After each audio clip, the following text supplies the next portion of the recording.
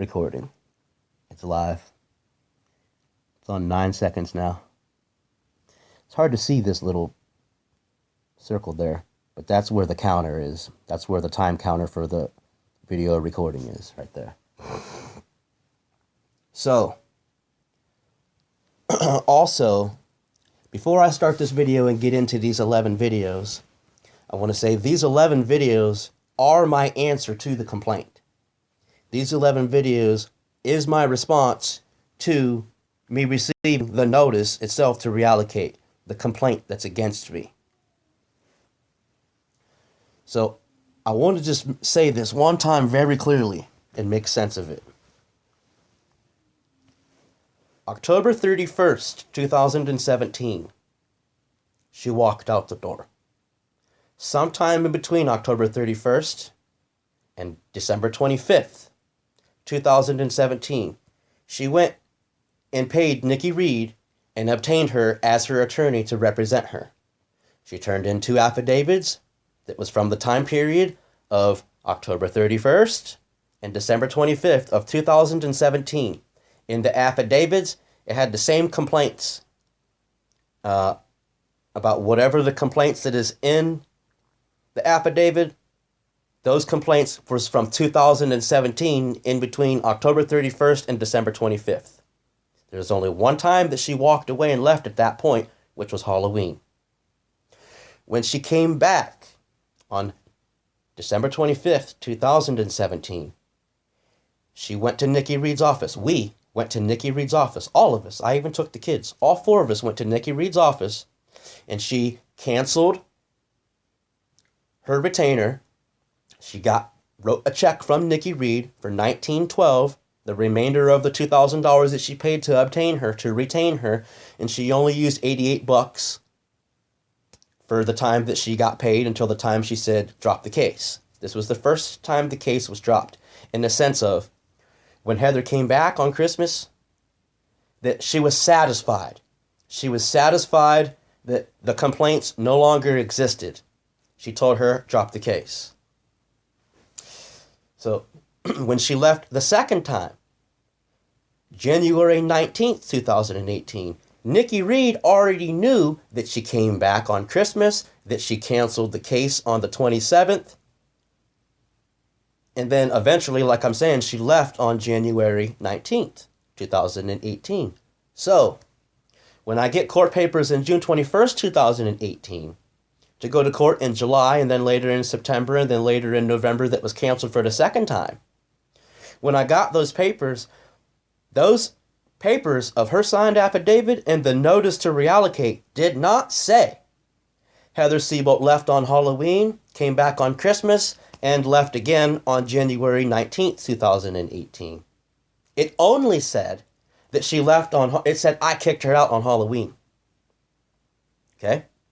So, it did not include when she came back and left a second time.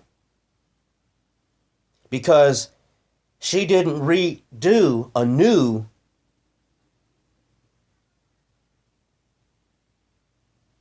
affidavit. She used the old affidavit from 2017. She didn't make a new 2018 affidavit, so she skipped the whole time that she came here and left. So when we went into court and she said it had been 9 months since I'd let her see them, which wasn't true, the case was Nikki already knew she came back and left again a second time and never included that in the 2018 affidavit and 2018 notice to reallocate. She skipped out the second time that she left. Okay, so now it's 2021, and she refiles the same paperwork all the way from 2017. As in, she came back again a second time, November 10th, 2018, and left a third time, December 18th, 2018. So, now when this new motion comes, it's the identical paperwork as 2017 with adding that she came in November and it says I kicked her out in December. But again, because she left off, because the first time that she filed this, the second time she left didn't exist, it only showed once. when she filed the second time, she didn't include the second time. For 18, she went with 2017's paperwork. So it skipped the second time that she left. So now that she filed the same paperwork from 2018 all the way in 2020 again, which is really from 2017, it also, again, for the second time in court, it does not include the second time she left. She left off the second time she left, the second time that she was retained, and the first time that she filed. So since she did that and she filed again a third time, the second time she was retained, as in now, she again also didn't include the time that she left out the second time. She just left it out again for the third time. So I'm saying, the first time the affidavits were written and the first time that Nikki Reed was retained, it only pertained as the one time that Heather left. The second time that she was obtained, and when the second time for the affidavits and the first time the paperwork was actually filed, it again did not include the second time. She left it off of the case to gain pity and sympathy, to leave out a time span of events that really happened so that she would get visitation, which she got. But it was because that she lied in open court. It was because Attorney Reed lied on court record. Also, by leaving out the second time on the affidavits and the notices filed. So now when she redid it, she couldn't include the second time on the third time, or she would have been busted in the lie that she left it off the second time. So now when she filed this paperwork for the third time, it would be the second time that she didn't include the two times that Heather left the second time. She couldn't go back and fill in a blank space on this paperwork since she left it out on the second time, unless she would have been blatantly, openly busted that she purposely left it off the second time. So this is the third time that this has been left off of here. So when I say that Nikki Reed was aware, when I say Attorney Reed was aware of what was going on, this is what I mean by when I say that Nikki Reed knows what was going on. She left off the second time when she filed it the second time, and she left off the second time when she just now filed it the third time. But she is aware that she was here a second time and knows that she had to leave a second time to file it the third time. So she filed it third time. She's aware that she was here a third time. She's aware that she left a third time. The time before this, when she filed it the second time, but she wasn't here. That's why she filed it the second time. Also, she was aware that she came here the second time. So it is more than apparent. It is more than manifest. It is more than made known to you that Attorney Reed, in fact, did know that Heather Seabolt came here the 25th of December, went there, canceled the case the first time, as when she was here for the 2 days from the 25th to the 27th, the complaints were satisfied. And then in 2018, she refiled the same thing. I got the paperwork in June. I went to court in July. I went to court on September 20 in September. And by the time the hearing in November came, she dismissed the case, as she was again for the second time satisfied that the complaints no longer existed and everything was fine and dandy and taken care of. So now, when she leaves, the complaints exist. When she comes back, she's satisfied and the complaints are no longer complaints. When she leaves, the complaints come back again and they exist again. When she comes back, she drops the case, the complaints are satisfied, the case no longer exists. She leaves again, she files the same complaints from 2017, 18, 19, 20, 21. The information in this affidavit is 4 years old. The information in the motion to reallocate is 4 years old. And the only reason the complaints exist again is because she's not with me once again. And if I let her come back again, whoop, the complaints will be once again be satisfied. This is a game and a ploy that Heather Seabolt is playing as a rebel from West Virginia. Does not care about Ohio law, does not care about the penalty of perjury, does not care what's in the best interest of the children, does not care to lie to the judge, and nor does her attorney mind at all lying in open court on court record for her attorney. This is what I mean when I say Nikki Reed lied, and she knew it was a lie because she was aware of the information the second time, which she also omitted.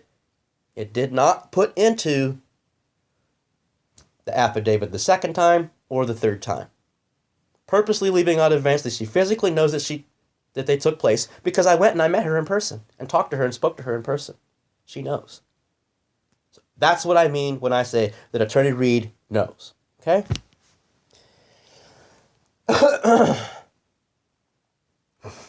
Continuing on.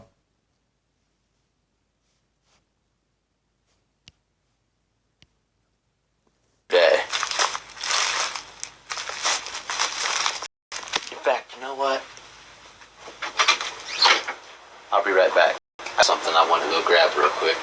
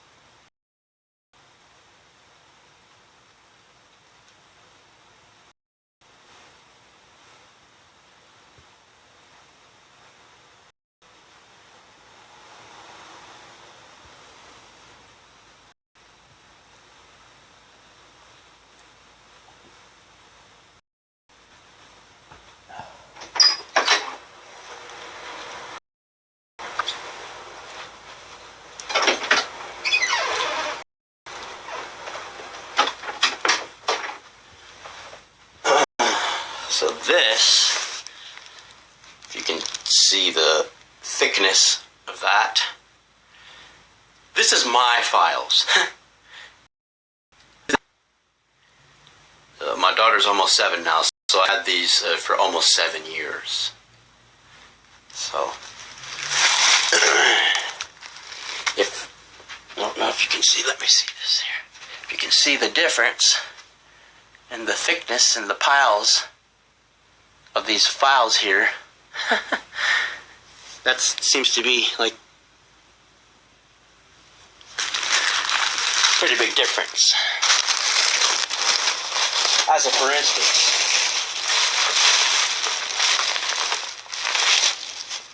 this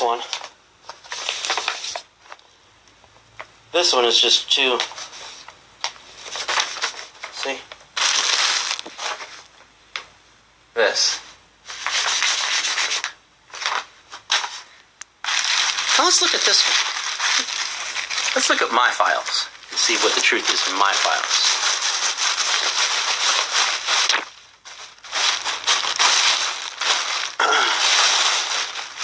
Oh, wow.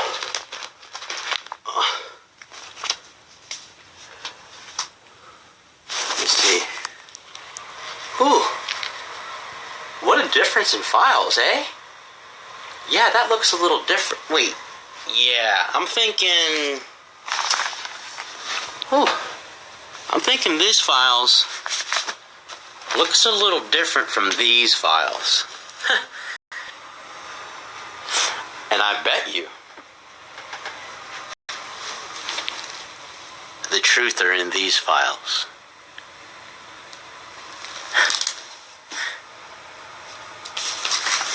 These files are illegal. It's perjury. It's perjury to sign an affidavit with your name, duly sworn as a sworn statement, and file it. It's illegal to even have it notarized. But to file it through another court, file it through a court, that's a whole nother level. That's a whole nother level. It's perjury nonetheless, with just a signature and a notary stamp. But to file it, and especially in a time of CV-19, you're going to waste the court's time. You're going to attempt to deceive the courts. That's not a good thing to do. To abuse the court system due to the current CV-19, what's going on, use and abuse the CV-19 as an excuse to use and abuse the court system of any state. Let alone, I'm just saying, definitely wrong. To be an attorney and know, A, you have zero shreds of evidence to back up any statement on the affidavit, means the affidavit should never be filed with zero evidence. You can't just make wild allegations against somebody and go on a fishing expedition. It's corrupt to file an affidavit with zero evidence. No files attached. No audio files, no video files, no picture files, no nothing. No files attached, no proof, no evidence. Your words proves nothing. So at any rate,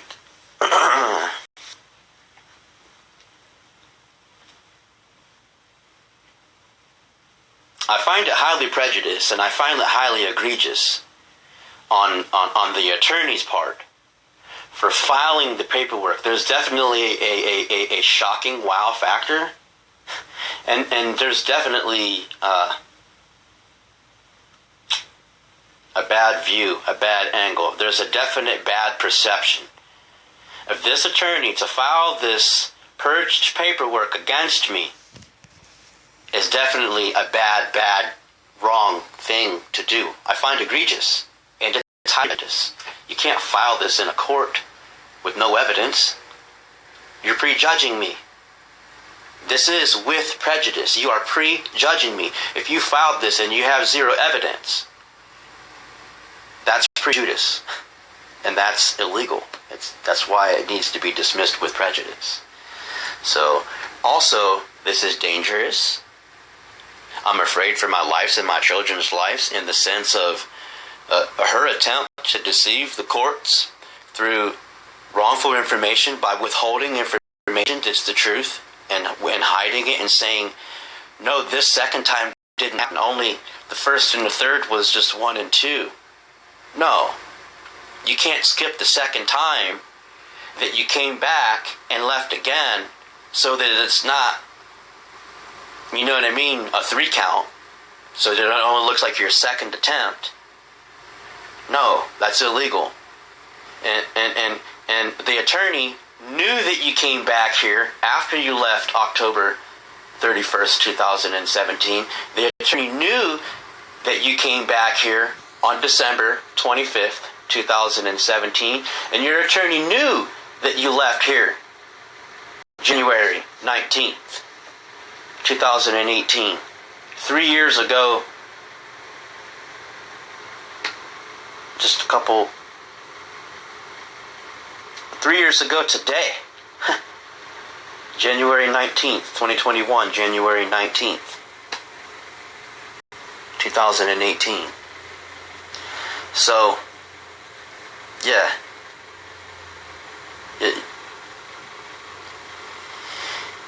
it's not going to be good. It's not going to be good. So I'm just going to finish out the rest of this little video talking real quick, and then I'm going to get into my actual files here.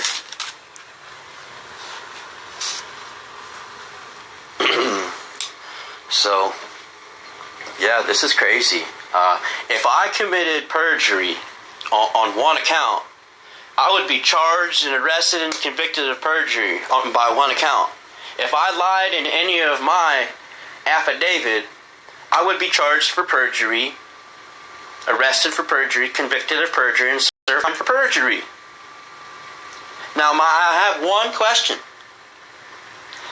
How many lies do I have to find and prove that she lied in her affidavit, that she purged herself through her affidavit before it's perjury? 1? Does 1 lie? Does 2? 3?